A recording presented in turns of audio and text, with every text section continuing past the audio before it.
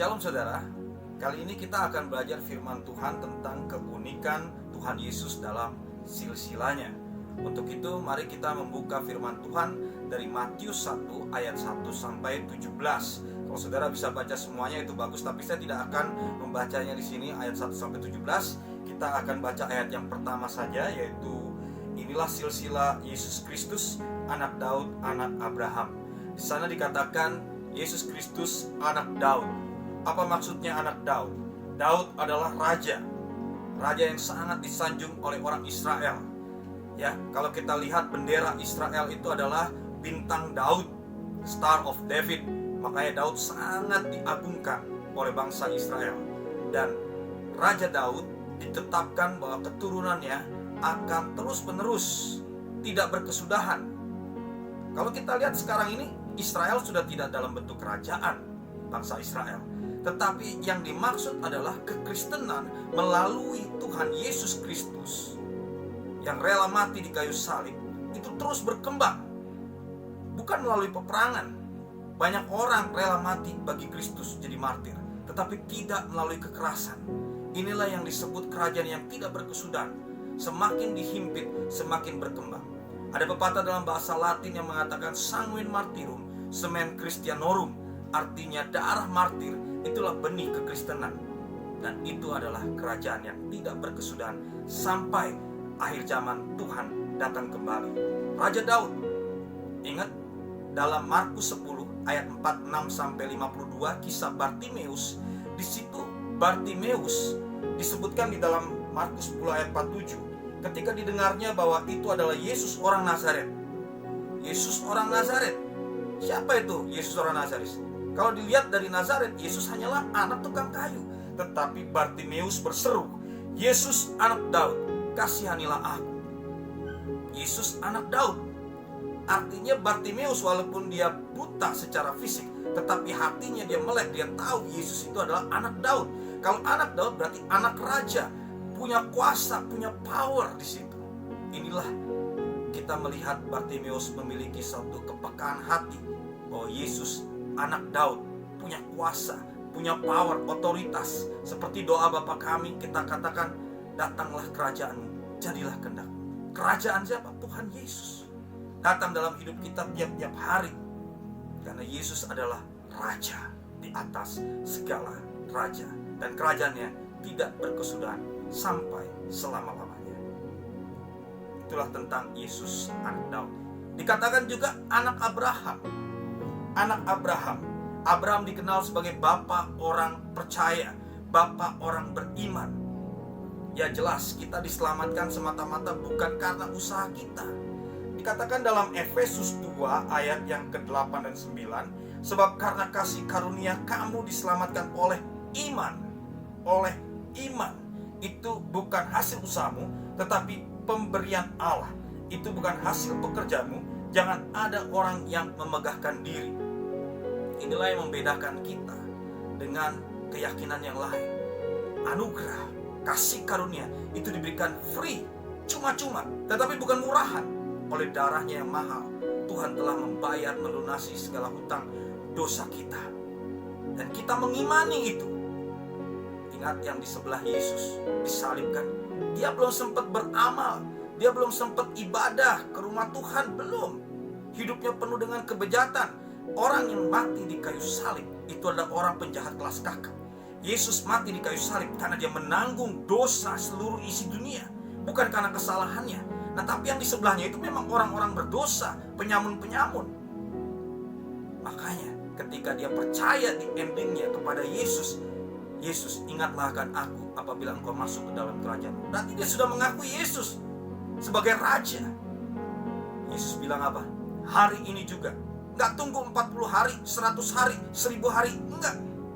Hari ini juga. Jadi gak ada istilah arwah gentayangan. Karena hari itu juga si penyamun, penjahat kelas kakap itu langsung masuk bersama-sama Yesus ke Firdaus. Inilah yang disebut dengan anugerah daripada Tuhan diberikan di atas kayu salib.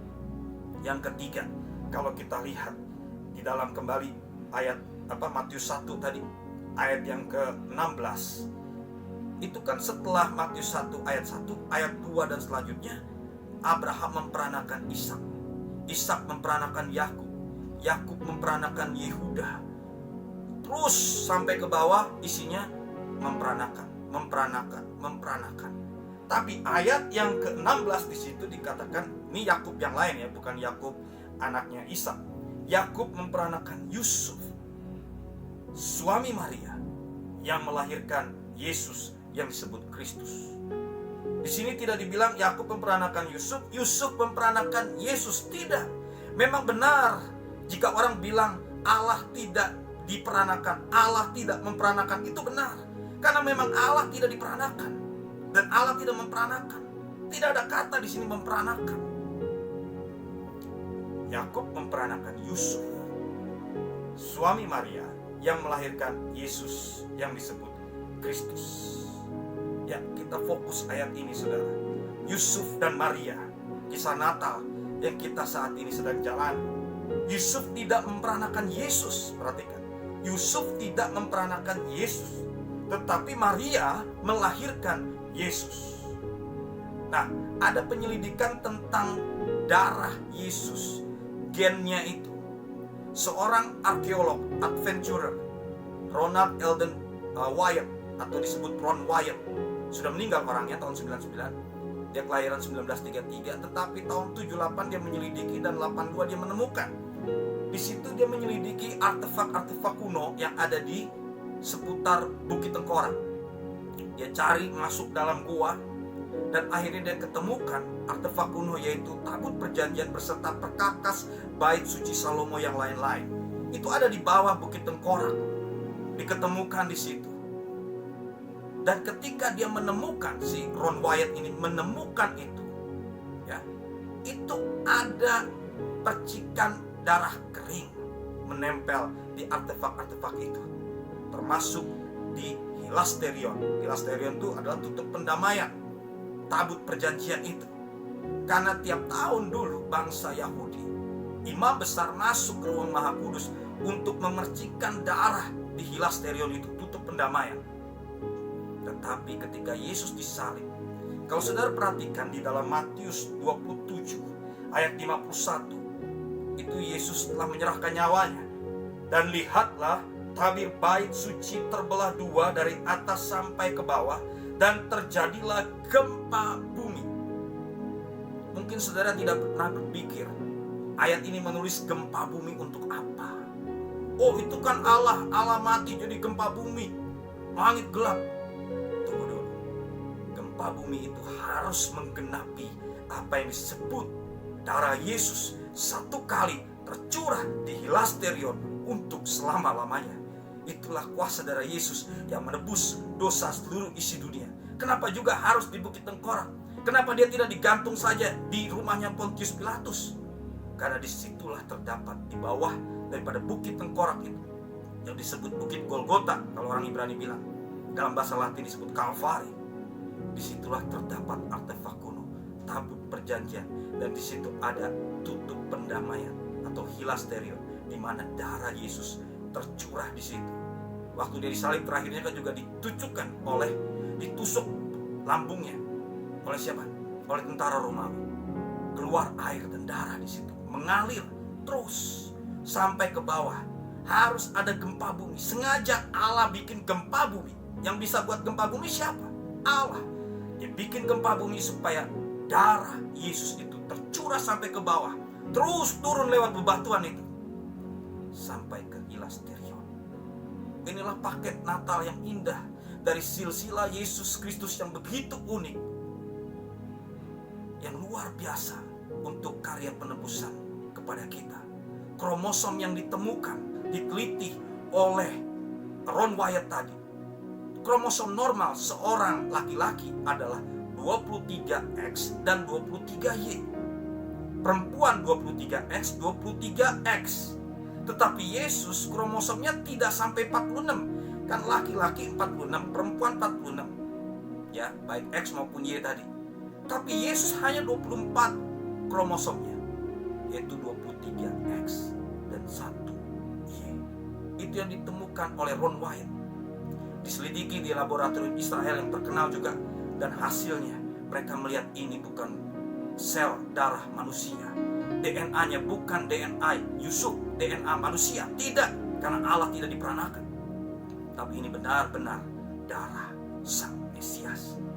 Dan Ron Wyatt mengatakan hal itu kepada mereka yang menyelidiki di laboratorium, dan mereka semua hidupnya berubah, diubahkan oleh karya Roh Kudus. Masihkah kita menyangkal bahwa Yesus itu adalah Tuhan? Dia yang lahir, kelahirannya yang unik, silsilahnya yang unik, dan karya keselamatan yang unik bagi kita. Itulah yang menebus kita dari segala dosa kita. Satu kali dia tercurah, mati, tapi untuk selamanya. Mari kita percaya kepada Kristus, Allah yang kita sembah. Dia adalah anak Daud, dia adalah anak Abraham, dan dia adalah anak Tuhan Allah kita. Dialah Sang Mesias, Juru Selamat dunia. Tuhan Yesus memberkati dengan firman.